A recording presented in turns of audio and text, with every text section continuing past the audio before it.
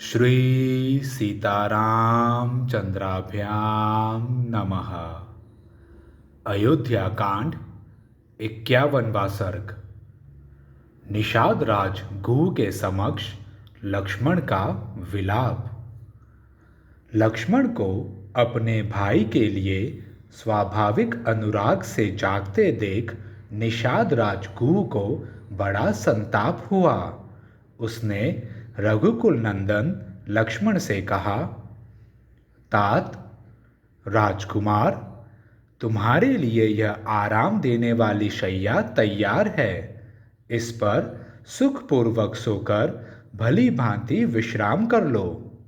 यह सेवक तथा इसके साथ के सब लोग वनवासी होने के कारण सब प्रकार के क्लेश सहन करने के योग्य हैं, क्योंकि हम सबको कष्ट सहने का अभ्यास है।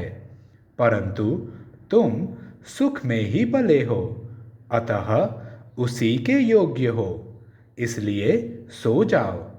हम सब लोग श्री रामचंद्र जी की रक्षा के लिए रात भर जागते रहेंगे। मैं सत्य की ही शपथ खाकर तुमसे सत्य कहता हूँ कि इस भूतल पर मुझे श्री राम से बढ़कर प्रिय दूसरा कोई नहीं है।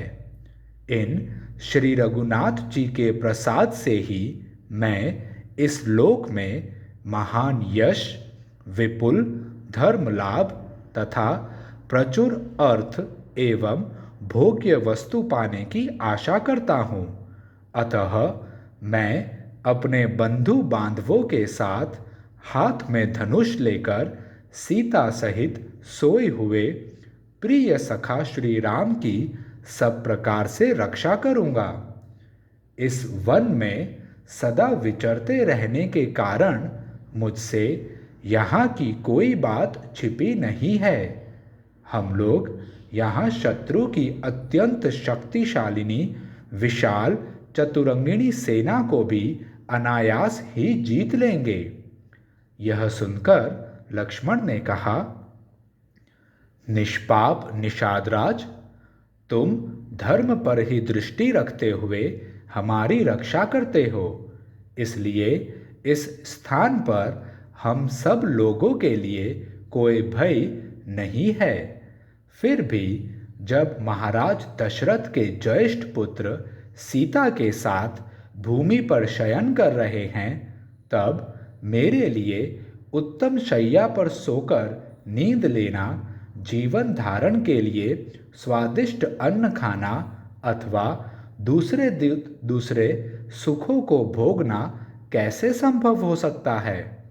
देखो, संपूर्ण देवता और असुर मिलकर भी युद्ध में जिनके वेग को नहीं सह सकते, वे ही श्री राम इस समय सीता के साथ तिनकों के ऊपर सुख से सो रहे हैं। गायत्री आदि मंत्रों के जप, कृच्छ चांद्रायण आदि तप तथा नाना प्रकार के पराक्रम करने से जो महाराज दशरथ को अपने समान उत्तम लक्षणों से युक्त ज्येष्ठ पुत्र के रूप में प्राप्त हुए हैं, उन्हीं इन श्री राम के वन में आ जाने से अब राजा दशरथ अधिक काल तक जीवन धारण नहीं कर सकेंगे। जान पड़ता है निश्चय ही यह पृथ्वी अब शीघ्र विधवा हो जाएगी। तात, रनिवास की स्त्रियां बड़े जोर से आर्तनाद करके अधिक श्रम के कारण अब चुप हो गई होंगी।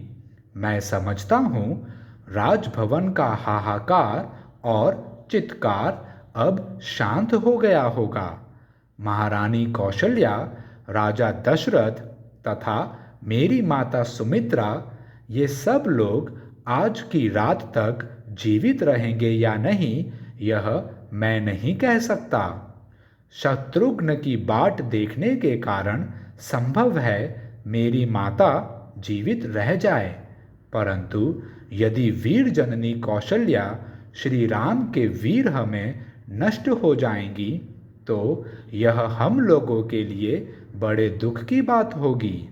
जिसमें श्री राम के अनुरागी मनुष्य भरे हुए हैं तथा जो सदा सुख का दर्शन रूप प्रिय वस्तु की प्राप्ति कराने वाली रही है, वह अयोध्यापुरी राजा दशरथ के निधन जनित दुख से युक्त होकर नष्ट हो जाएगी। अपने ज्येष्ठ पुत्र महात्मा श्री राम को न देखने पर महामना राजा दशरथ के प्राण उनके शरीर में कैसे टिके रह सकेंगे। महाराज के नष्ट होने पर देवी कौशल्या भी नष्ट हो जाएंगी। तदंतर मेरी माता सुमित्रा भी नष्ट हो बिना नहीं रहेंगी। महाराज की इच्छा थी कि श्री राम को राज्य पर अभिषिक्त करूं।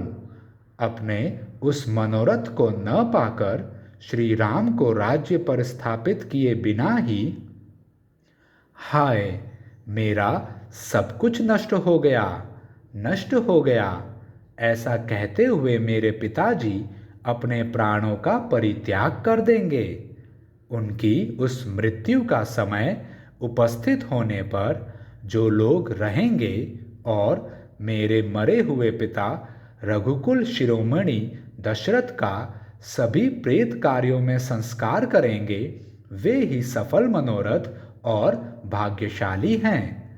यदि पिताजी जीवित रहे तो रमणीय चबूतरों और चौराहों के सुंदर स्थानों से युक्त पृथक पृथक बने हुए विशाल राजमार्गों से अलंकृत धनिकों की अट्टालिकाओं और देव मंदिरों एवं राजभवनों से संपन्न श्रेष्ठ वारांगनाओं से सुशोभित रथों, घोड़ों और हाथियों के आवागमन से भरी हुई विविध वाद्यों की ध्वनियों से निनादित सुमस्त कल्याणकारी वस्तुओं से भरपूर हृष्ट पुष्ट मनुष्यों से सेवित पुष्प वाटिकाओं और उद्यानों से विभूषित तथा सामाजिक उत्सवों से सुशोभित हुई मेरे पिता की राजधानी अयोध्यापुरी में जो लोग विचरेंगे, वास्तव में वे ही सुखी हैं।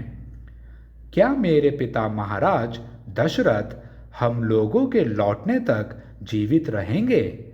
क्या वनवास से लौटकर उन उत्तम व्रतधारी महात्मा का हम फिर दर्शन कर सकेंगे?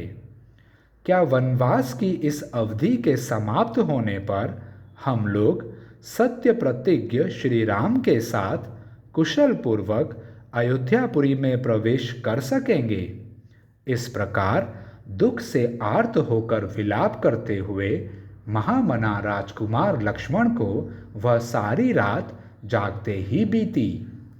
प्रजा के हित में संलग्न रहने वाले राजकुमार लक्ष्मण जब बड़े भाई के प्रति सौहार्दवश उपर्युक्त रूप से यथार्थ बात कह रहे थे, उस समय उसे सुनकर निषाद राज गुह दुख से पीड़ित हो उठा और व्यथा से व्याकुल हो ज्वर से आतुर हुए हाथी की भांति आंसू बहाने लगा।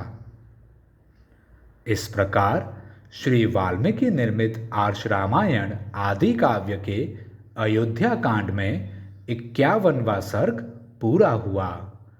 जय श्री राम।